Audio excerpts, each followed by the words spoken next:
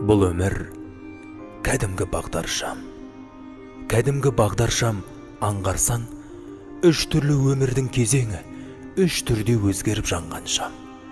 Жасыл түс, жалынды жастығың, махаббат сезімге мас күнің, тойлау мен мереке мейрамды ойлау тек басқа емес бас мұңын. Сары түс, ойланар шағың бол.